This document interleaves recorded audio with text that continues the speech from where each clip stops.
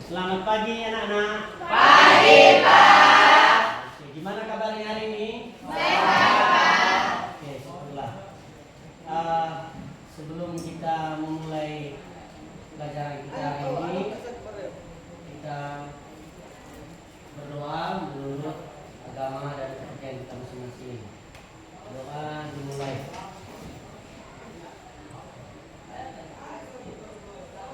Doa selesai. Oke, hari ini yaitu hari Jumat tanggal 27 September 2024. Ini Bapak absenkan ya.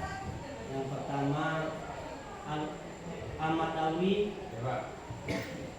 Alvin, Ayu, Farul Roji.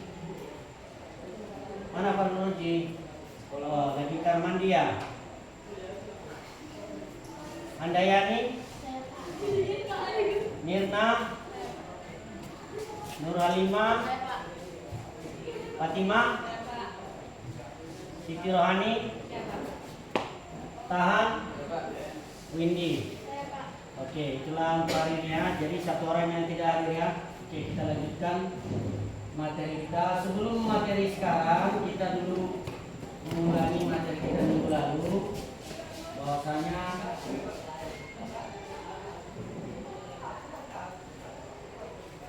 teknologi internet pada yang kita pelajari minggu lalu adalah sampai dengan 5G. Jadi untuk hari ini ada perkembangannya untuk pengertian daripada internet telepon.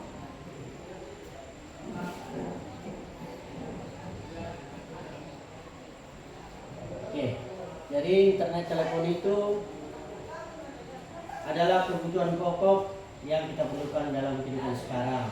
Misalnya kita pemesanan wifi ya, bisa kita berinternet, bisa sambung dengan ke TV. Sekarang ada namanya dengan perkembangan sekarang untuk jaringan telepon ini bisa sekaligus dengan TV, yaitu dengan penggunaan video call. Oke, jadi untuk sejarah internet kita sudah mempelajarinya sebelumnya. Jadi untuk itu pertumbuhan telepon di Indonesia diawali dengan tahun 70-an, yaitu dengan Telkom. Jadi masih satu pemegang saham yang diturunkan dengan Telkom, yaitu Telkom bentuk dari BUMN. Untuk perkembangannya pada tahun 1990, untuk perkembangan Telkom diberikan ke pihak swasta ya, itu yang dipegang dengan nama Indosat.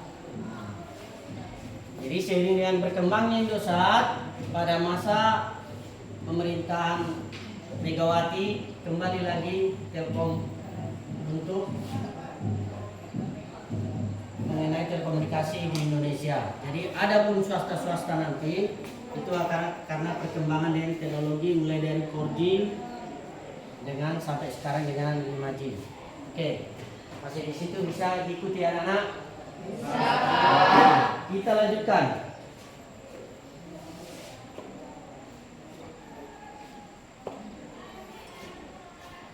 Oke, sekarang kita masuk untuk konfigurasi subscriber internet telepon.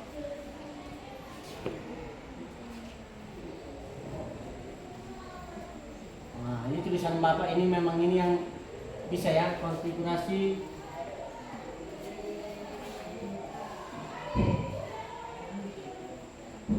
ini adalah untuk men-setting, ya kan? Men-setting alur daripada Telkom, yang sekarang disebut dengan IndiHome. Jadi kita bisa menginstal sendiri aplikasinya ya. Itu sudah disediakan dengan menggunakan router dan modem yang telah disediakan oleh pihak Telkom. Oke, sampai di sini ada mau ditanya? Belum saya Pak. Yang itu. Saya enggak kok baca materi. Ayo. Ada mau tanya? Iya, silakan. Oh iya, terima kasih. Pertanyaan yang bagus ya. Sesuai dengan konfigurasi di sini kita buat ada 9 konfigurasi langkah-langkah konfigurasi telepon itu. Yang pertama persiapan perangkat dan informasi yang dibutuhkan ya. Persiapan perangkat, informasi yang dibutuhkan. Apa aja itu persiapan perangkatnya? Itu termasuk tadi kabelan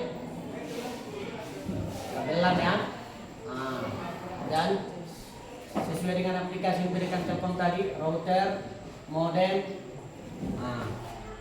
Ya, dari yang kedua adalah hubungkan perangkat ke jaringan. Hubungkan ya, hubungkan perangkat ke jaringan.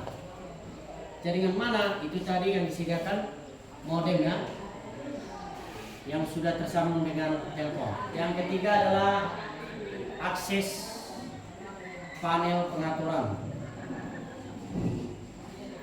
Akses panel pengaturan. Ini colokan apa yang tersambung di dalam modem tersebut. Jadi dimasukkan semua dihubungkan. Dan selanjutnya ada informasi pengguna. Informasi pengguna. Ini nanti termasuk di dalamnya apa nama WiFi itu. Tentu yang ditanya sama pelanggan itu, bukan suka-suka pian pemasang itu ya. Dan seterusnya kita masukkan ESID. Apa itu ESID? Itu adalah password. Kenapa kita bentuk SSD? Biar kita bisa sembunyikan. Jadi nggak semua orang bisa memakai WiFi kita itu. Itu penggunaan SSD itu. Jadi passwordnya hanya kita yang tahu. Karena kenapa dibuat seperti ini? Karena WiFi kita itu bisa menjangkau jarak minimal lebih kurang 30 meter. Jadi kalau rumah kita di Sika masih dapat ke sana. Jadi harus kita buat passwordnya. Inilah nama SSD itu ya. Oke. Jadi yang selanjutnya yang untuk nomor 5 langkah berikutnya adalah jenis koneksi. Ini maksudnya jenis koneksi ini koneksi yang mana kita pilih. Dia via Telkom ada yang membuat ada yang 20 Mbps. Mbps artinya apa? Sesuai dengan materi kita yang sebelumnya, ini megabyte per second, artinya kecepatannya itu, akselerasinya itu 20 megabyte per detik per second ya. Jadi ini sebenarnya sudah bagus ini, udah bisa kita pasang komputer sekitar 20 unit. Sementara handphone yang bisa terhubung bisa untuk 20 handphone. Ya, yang itu jenisnya di macam. Ada yang 50 Mbps. Tapi kalau dia 20 Mbps, kita belum bisa connect ke televisi. Artinya TV kabel nggak bisa. Tapi kalau kita pilih yang 50 Mbps, ini udah bisa connect ke TV. Ada lagi untuk perusahaan dipakai yang 100 Mbps. Sekolah kita sudah pakai yang ini ya. Sekolah kita sudah masuk yang 100 Mbps. Jadi mau 100 komputer juga 200 komputer bisa. Ya jadi tergantung itu maksudnya jenis koneksinya. Tapi ini tergantung daripada kebutuhan kita. Kalau untuk di rumah ini aja pakai. Kan kita pakai seperti ini kan bayarannya karena sesuai dengan kecepatannya bayarannya. Kalau yang ini 250 per bulan, yang ini 350 per bulan, yang ini 500.000. Ya, jadi tergantung kebutuhan kita. Itu maksudnya jenis koneksi. Dan kita lanjutkan untuk yang keenam, ada itu namanya konfigurasi jaringan. Konfigurasi jaringan. Nanti termasuk di dalamnya itu penggunaan IP address ya. Oke. Dan lanjut, ada itu semua yang kita setting itu tadi mulai dari 1 sampai 6 tentu harus kita save ya, disimpan apa yang kita setting itu ya, biar nggak hilang dia, disimpan save. Oke, selanjutnya ada uji koneksi. Ini uji koneksi ya, kita uji dia. Bagaimana caranya uji? Yang pertama kita masuk ke pin, yaitu dengan range-nya 192.168. Misalkan 3, komputer yang kita pakai misalkan 5, kita buat seperti ini ya. Tuh, baru nanti uji kita pin, baru nanti muncul dia sesuai dengan kapasitas yang kita pakai. Jadi semakin cepat dia range-nya. Baru yang terakhir adalah trouble. Nah, trouble shooting itu adalah jika ada masalah, apa kita buat penanganannya? Nah, penanganannya itu boleh. Yang pertama itu pemeriksaan. Kita buat pemeriksaan. Apakah kabelnya copot atau kurang tersambung. Yang kedua, kita dengan cara uji koneksi tadi, apakah dia connect atau tidak.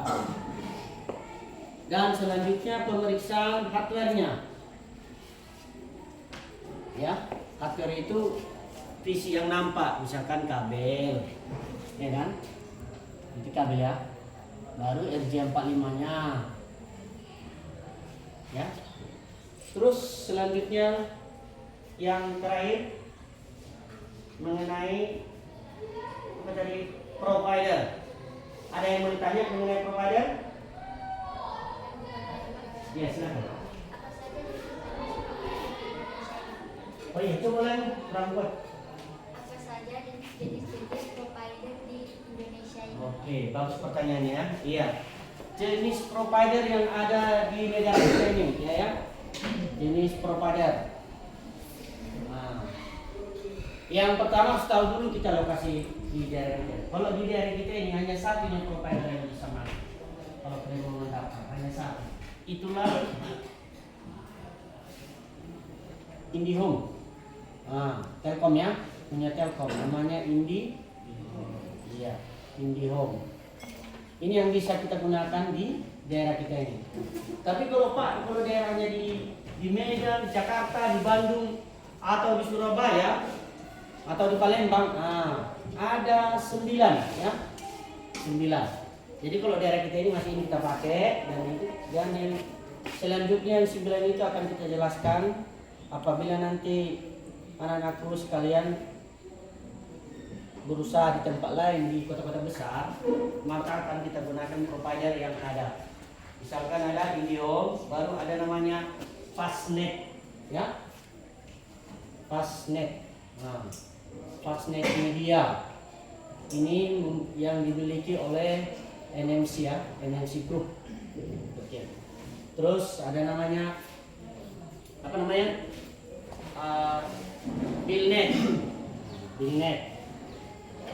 Billnet, baru ada BlueNet, tergantung ya. Baru ada Megavision, baru MNC Play. Ini anak perusahaan dari sini ya. Oke. Dan selanjutnya ada CBN dan Grupi. Ini pihak swasta ya. Ini BUMN.